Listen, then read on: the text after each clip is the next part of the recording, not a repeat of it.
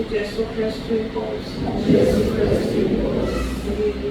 Ngibingelela uma umpostoli ebandleni mama.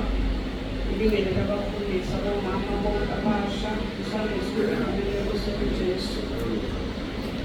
Ngiphambi kwenu umama uNdlovu Malukhele wakwaNdlovu usuka eNtula. Ngisebhamisela phansi kokababa uSithole.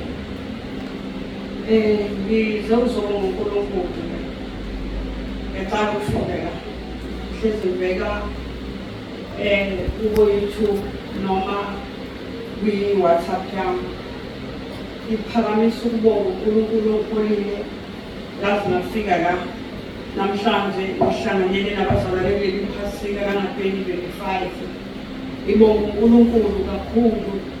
Baba umpostoli abafana bami ababili basebenza uSandile noSiyabonga. Ngikhumbula kwesinye isikhathi ngicela umkhuleko ubaba uNsibande. Wakhuleka ubaba uNsibande wabiza namagama abo baqashiwe emsebenzini, omunye use-Illovo Sugarmill, omunye use-Union Corp. Ngiphakamisa amandla kaNkulunkulu. Lo ose-Union Corp wangitshela mangifika nge-Dalton athi mama ngicela ukuthi ungiphosise efonini yakho ngifuna uku-aplaya kune-post ngiyibonile. Athi mntanami ifoni yami uzayithinta ngokuthi sikhuleke siyakhuleka kucala sibeke uNkulunkulu phambili kukho konke. Senze njalo wa-aplaya ngokushesha bambiza kuthathanga isikhathi eside wenza i-interview. Ngakho ngiphakamisa amandla kaNkulunkulu naleli gama lelithi uJesu Kristu inkosi. uJesu Kristu inkosi bathandekayo ey'meni zonke nasey'ntweni zonke ekhalami ngibona uNkulunkulu enza umangaliso ngidumisa igama lakhe kukhona okunye noma ngavukani but igama likaJesu konke liyakuthobisa. Izolo ngingabona usisi wami la omncane ngimbona namhlanje ehamba nomkhwenyana wakhe uMahlobo. Ekumboneni yazi kuye kwavuka nga-2018 umama wami ozala thina uyilasibongo sekhaya ushadele kaMahlobo kaNtombela baqhamuka ngapha eJohannesburg eJozi. Uyagula umzali wethu. Makagula umzali wethu ngifonelwa mncane sisi wamama omncane uthi mata uyagula singale ndlela lagula ngayo akasakhona nokusibona esibhedlela nje sokukhoma shosi nje umuntu lo esengathiwa nanini udlulile. Enhlizweni yami kwafika ukuthi umama wami akamazi lo Jesu. Ngathi ncane ngathi ngiyeza lapho uNkulunkulu uzangipha imali ngifike lapho. Ngathi mama uzawuphuma lapho esibhedlela ngizawufika mina ngimtshele ngalo Jesu.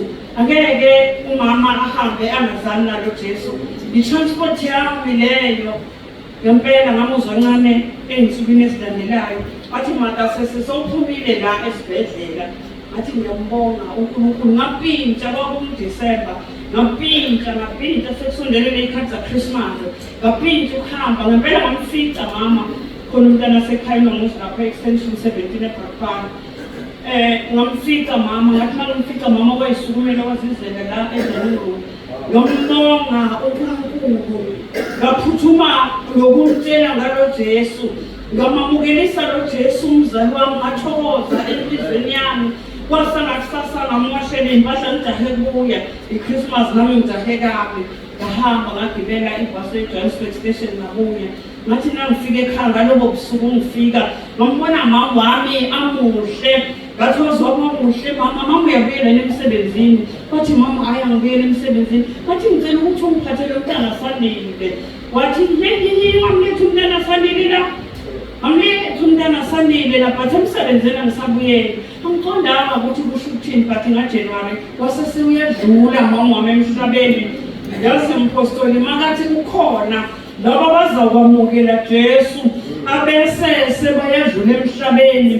Ngibonile mina umzali wami ngithi kumntana mama nakakhona lalusha ngiyajabula mntana mama ngiyajabula Mrs. Ntombela ukuthi namhlanje silandela lo Jesu sinawe la esiswini sakaLadlamini.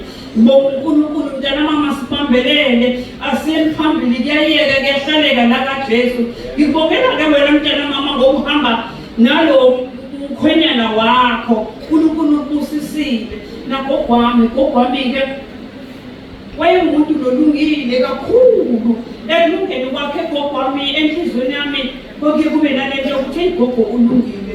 Khona lelizwi leBhayibhelini lelithi lungakwemvelo kufana nedwedwe lezibolileyo. Kanti angazalele ukuthi gogwami ngimnike lo Jesu nga-2008 lolo suku kwakungumhla ka-7 July kwakubulawa intombazane yami incunye esazini kodwa gogwami ngamamukelisa Jesu Kristu inkosi.